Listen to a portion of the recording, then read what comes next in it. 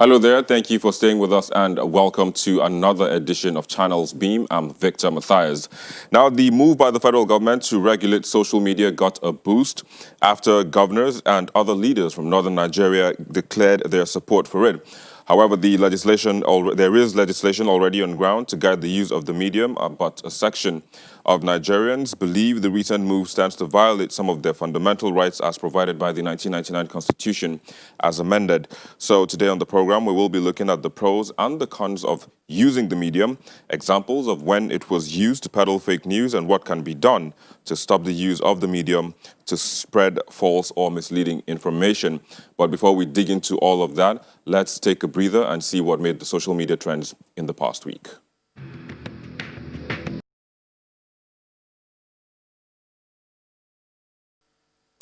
Well, there you go. Those were the trends. Congratulations to Kamala Harris as well as Joe Biden.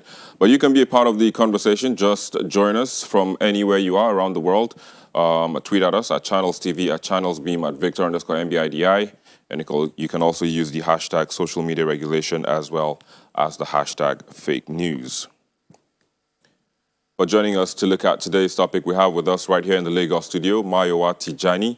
He is a multi-award-winning public speaker and development journalist whose works have been translated to various languages. He has also been quoted by global media corporations. A 2017 Chevening Scholar, Mayowa currently leads the AFP Facebook fact-checking drive in Nigeria. It's a pleasure to have you on the program today. Here. Indeed, you're welcome. We also have joining us from our Abuja studio, we have with us Isaac Adeyonju. He is a legal practitioner who now seeks to work expansively on public policy and government affairs, particularly with respect to the institution's perspective on cyber policing and cloud-based technology. Isaac, it's a pleasure to have you on the program today.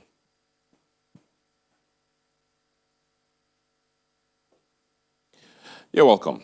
Well, Mayowa kicks out this conversation for us. I mean, so much conversation around regulating social media, peddling of fake news.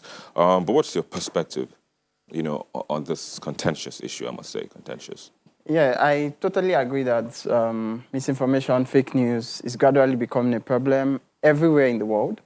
But I also disagree with governments that it's not the place of the government, at least as we know it today, to determine how and what should be shared on social media and off social media. So while regulating social media should be some sort of self-regulation, there should be places for saying, okay, as responsible citizens, the way we dealt with the COVID-19 protocols, wear a mask, wash your hands, do this, that's how we are supposed to deal with the challenges of misinformation, not putting a law in place to say, if you share this, because the question would then be who determines what is false and what is right. So once that becomes a political question, then political persons in government begin to seize the opportunity to use, we've seen government agencies say some of the things that happened with the NSAS campaign was fake news. And then we see how the trend goes back and say, okay, this happened, then this happened, then this happened. So dealing with that, the government should not be in a position to say, this is how we should deal with social media. So this is pretty much one example of how things have played out, in recent time. But apart from that, when else would you say, or can you pinpoint that, this medium was used to perhaps, pass on information that is incorrect? So one of the things we've observed at the FP is that once there's a crisis of any sort, there's always an increase in misinformation. So the xenophobic attacks in 2019, we saw a spike in misinformation. The COVID-19 crisis in March, April, we saw a rise in misinformation. And of course, before then, the 2019 elections, we saw misinformation moving around. So basically, when there is maybe something new, when there's a vacuum, when people don't know enough about what is happening, there's also the potential for fake news to rise. And then when we have a situation where maybe the authorities, this time it could be the government, it could be an agency, it could be a private body in charge of a certain situation, are trying to keep information away from the public, then people begin to use imaginations to whip up things and share misinformation. And in some situations, we've seen it go so bad, leading to damages and all that within and outside the country. And in some other situations, we've seen basically misinformation whips up some certain kind of sentiment. So yeah, I think I kind of agree with you on that. So one thing that has crept up not too long, is deepfakes. Yeah. And it's almost near true. Yes. Because we say seeing is believing, right? Exactly. So how do we demystify this aspect of fake news? I think that is going to be an extremely challenging part of fake news going forward. Now, for example, in Nigeria, we don't have a lot of it. Okay, so the closest example we've seen to anything like that, and really wasn't deepfake per se, was just altering a video, was during the 2019 election. We had a situation where there was a video that was making the rounds on social media claiming that the president of the United States had endorsed a certain candidate in Nigeria. And the video was well done such that a lot of people started feeling, this person is supporting this candidate. And then it went on. But I feel like the challenge with deepfakes is not for now. The challenge with deepfakes, maybe the next election. 2023? Yes, maybe some near election where a video can be made using the face, the voice, and the movement of a person to say, okay, so think about it. Maybe the most influential person in Nigeria, I don't know who that may be, releases a video to say that we should vote for a certain candidate. And the way deepfakes work, when there are multiple images, multiple videos, it's easy to make. To manipulate. So when you manipulate, okay, let's say a religious leader, for example, that people say millions of Nigerians believe in. A deepfake video is made of him saying that vote for this candidate. People could just take that and run with it. So this is one of the challenges. I know the social media, the major social media giants are working on saying you cannot upload deepfakes to this website. If we detect it, we are taking it down. But in a place like, for example, WhatsApp is one of the most used instant messaging apps in the country. Yeah. That is going to be difficult to cope because of the end-to-end encryption. Yeah. All right, so let me quickly go to our Abuja studio and let's look at the side of the law now. We have a tech lawyer there in Abuja, Isaac Adeyanju, and we also have Martin Obono, who just walked in. Martin, it's a pleasure to have you also on the program. But Martin, let me kickstart the conversation with you. So earlier on, Maiwa talked about who is to determine what is right and what is false when you're sharing information on social media. And I understand that the Cybercrime Act, when it was passed in 2015, in May of 2015, there was a lawsuit at the Federal High Court in Lagos, which was taken to the appeal court. And, at the appeal court, the same ruling that was given at the Federal High Court, again, was given at the appeal court. So now this judgment said the Cybercrime Act does not violate any fundamental human rights, which of the bone of contention is the right of expression, freedom of expression. But what is happening exactly? I mean, how, if it does this law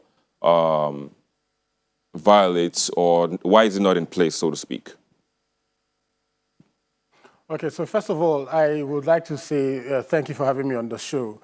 Most importantly is to also understand that the ECOWAS court has actually ruled that cybercrimes, Section 24 of the Cybercrimes Act is inconsistent with the international Article treaties 1. that Nigeria is signatory to in terms of the ones that guarantee freedom of expression and freedom of speech. It's also very inconsistent with the Constitution, Section 36, 35, 36, 39, 40.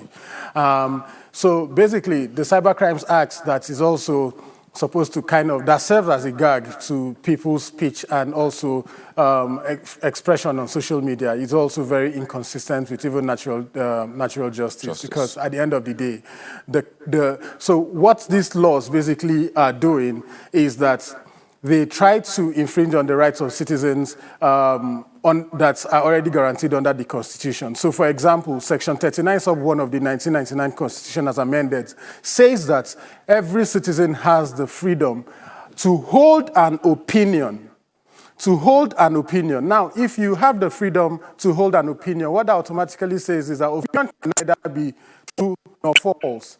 But what you can have is that opinion can be wrong. So I can have a wrong opinion, right? And that doesn't mean that that opinion is false. So they are just practically trying to turn the idea of people having a wrong opinion to make it false opinion and misrepresent it in terms of in such a way that it can be criminalized. So that's exactly what Section 24 of the Cybercrime Act has done, to criminalize freedom of expression, to criminalize people's rights to express themselves and free speech. Not just that, because our laws actually kind of guarantee, or not that kind of, they guarantee you the right to seek redress in civil courts. So if you are offended that I have made a publication or I have said something to you that is not in tandem with your kind of image or who you think you are, the thing you need to do, the right thing for you to do, is to seek redress under slander or under defamation of character and what have you. But what the laws now, these current laws are doing is that they are trying to criminalize that expression, to say you have to go to jail for these things, you have to go to jail for that. So the people who drafted our laws or who made jurisprudence in such a way that it guarantees that freedom of expression shouldn't be criminalized were not mad when they did that. These are the following reasons why. One is that once you criminalize expression, what you're basically doing is that you make people fear to express themselves. So you make them not to be able to involve in democratic participation of their country or in their country.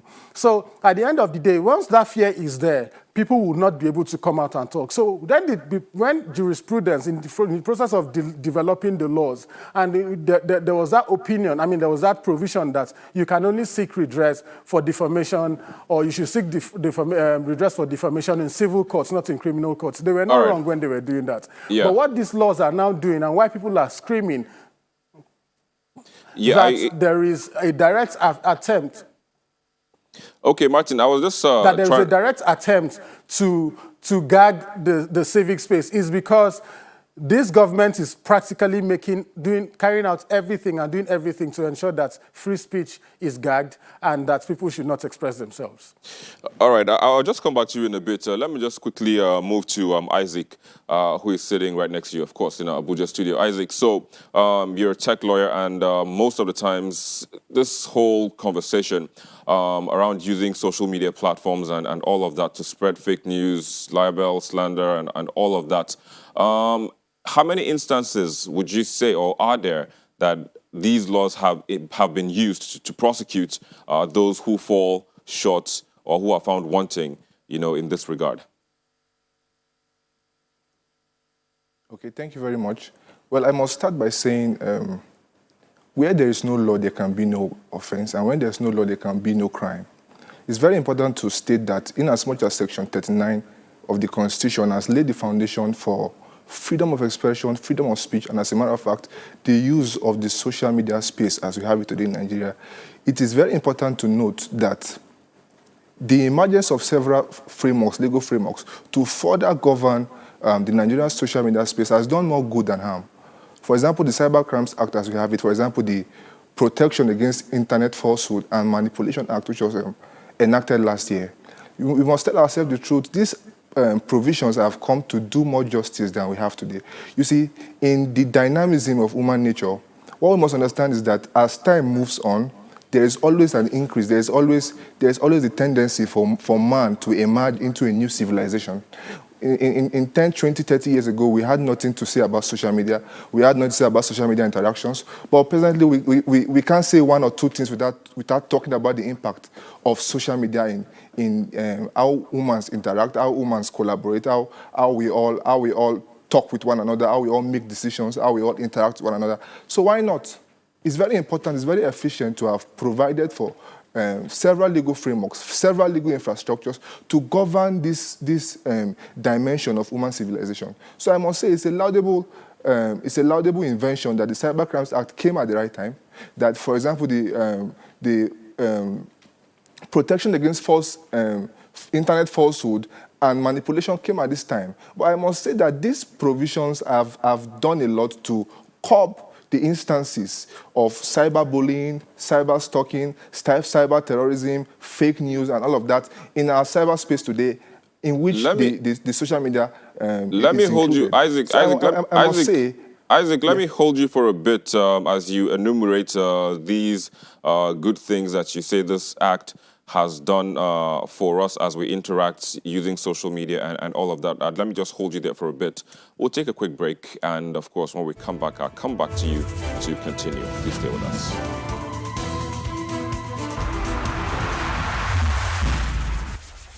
Thank you for staying with us. If you're just joining us, you're watching Channels Beam, coming to you live from Channels TV's global headquarters in Lagos, Nigeria. And we've been speaking about the Cybercrime Act, most precisely Section 24 of that act, which it has made it an offense to send via a computer system, which is a message which is grossly offensive, pornographic, or of an indecent, obscene, or menacing character, or to send a message or cause any such message or matter to be so sent, or to send a message knowing it to be false for the purpose of causing annoyance, inconvenience, danger, obstruction, insult, injury, criminal intimidation, enmity, hatred, ill will, or needless anxiety to another, or cause to such a message to be sent. The sentence on conviction for such an offense is a fine of up to 7 million naira or imprisonment for 3 years or both. So just before we went on break, Isaac Adeyanju in our Abuja studio was enumerating some of the good that this law has done. Isaac, let me just come back to you now. In terms of the good that you've made mention of, has there been any point in time where one person was found wanting and this law was applied? Yes, there have been several occasions where a person has been found wanting and this law has been applied. There are several instances in the administration of criminal justice in Nigeria where the courts have done justice to the spirit of the Cybercrimes Act. For example, we have the recent decision in 2019 of the Court of Appeal in the case of Solomon Odegbara versus the Attorney General of the Federation. It started from the Federal High Court and it went to the Court of Appeal, where the court clearly affirmed the fact that the provision of Section 24 of the Cybercrimes Act has not in any way been inconsistent with the provisions of the Constitution. Look, it's very clear that the infrastructure of social media in Nigeria and the world as we have it today cannot be overemphasized. But look, what happens when, in the use of a man's right, he breaches another person's right?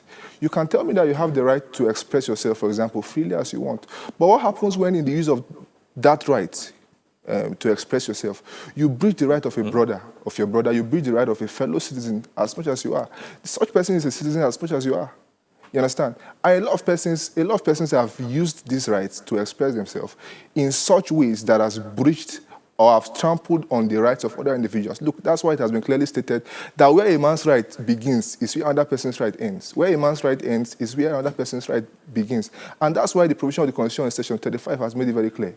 Sorry, Section 36 has made it very clear that except an offense is defined and penalized in an act, such offense cannot be used, such actions cannot be used to criminalize such law, cannot be used to criminalize an offense. But look, how do we go forward talking about governing our freedom of expression if we don't make laws? If we don't make laws, if we don't make legal infrastructures, if we don't make legal provisions in place to help us control the instances of social media abuses. And look, we must tell ourselves the truth. We can't hide from the truth. The truth keeps facing us every day of our lives. I mean, like you said, sorry, Isaac, like you said, I mean, we can't shy away from the truth. But that seems to be your own truth. The truth for others is the fact that this bill is more of a gag on their freedom of expression. What do you think about that? Well, what I would say about that is that I won't call it a gag on freedom of expression. Look, it's better we look at the Cybercrimes Act as a further governing enactment to help do the spirit of Section 39 of the Constitution. It's a provision that helps the Nigerian citizen to achieve justice in terms of the provision of Section 39 of the Constitution. Look, as I said earlier, if we define and if we look into the spirit of Section 39 of the Constitution in isolation, a lot of injustice will be done. If the courts in Nigeria today determines, for example, to enforce to enforce the provisions of Section 39 alone, in isolation of other provisions existing in Nigeria today, a lot of injustice will be done. And that's why provisions like the Cybercrimes Act has come at a time like this. Provisions like the Protection Against Internet Falsehood and Manipulation has come at a time like this to control the instances Isaac, of miscreants and elements. This will be a good place to hold it. Let me just quickly just hear from Martin before I come back to Lagos. Martin, he's making a case on the good, on instances where we've had this bill come into place quite handy, but at the same time, there is also the fact that it tramples upon some people's rights, and like he said, where one's right stops, another's starts. And so this law is now in place, but now there is a need to bring in another one into place. Are they clashing? What exactly is the bone of contention at the moment? First, thank you. First, I'd like to correct Isaac on the fact that the Protection from Internet Falsehood has been passed. No, it hasn't been passed. I mean, I was at the Senate on the, sometime last year when the bill was going through second reading, and it was shut down by majority of the people who came for the public hearing. 99% of Nigerians rejected that bill by all means necessary. And it was practically just the Nigerian army, and even including the ICPC, rejected that bill on the floor of the Senate. It was televised live. And so that bill is actually not going to see the light of the day because the Nigerian people have said no to it and it's not going to see the light of the day.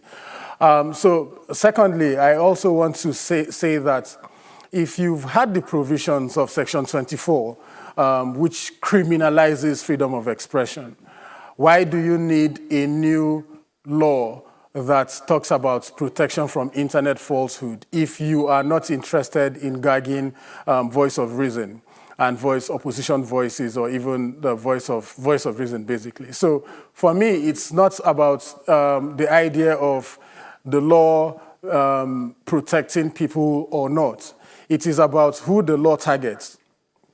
So you look at even the cybercrimes, I mean, the protection from internet falsehood. What does that law say? It still talks about the idea of people whose platforms are used to information will be liable to pay 10 million naira fine, or they will be liable to 2 years imprisonment. Now, now, this is just transmission, and you call whatever is transmitted, say for example, on channels' websites, will be classified as false information instead of, if at all, it is going to be classified as false information, it should be wrong information. Like I said, opinion, right? It is just quickly wind down. We need to go.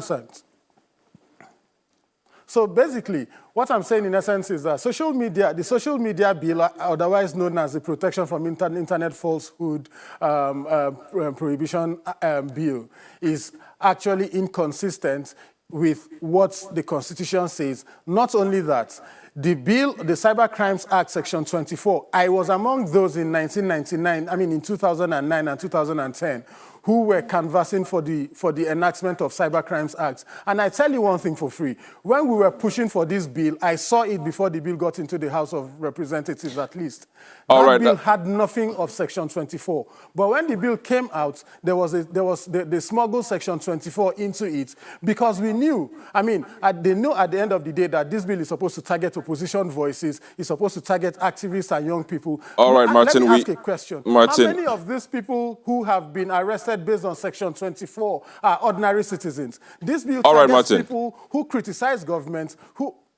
With all due respect, Martin, I think this is a conversation that would have to continue another time. But Martin Obono, thank you for being a part of the program, as well as Isaac Adeyanju from our Abuja studios. Thank you both for joining us on the program. Mayowa, in 30 seconds, what do you think about this, like, just as we go? 30 seconds. I think there's a trust issue in lawmaking process in Nigeria. We put out something, we smuggle something, we bring out something else. We do not want to see that play out within the social media space. So I would say that no, government should not be in the business of regulating social media. Thank you very much, Mayowa Tijani, for also being part of the program and sharing your thoughts. And that's it today on the program. Thank you so very much for watching. I'm Victor Matthias. Bye for now.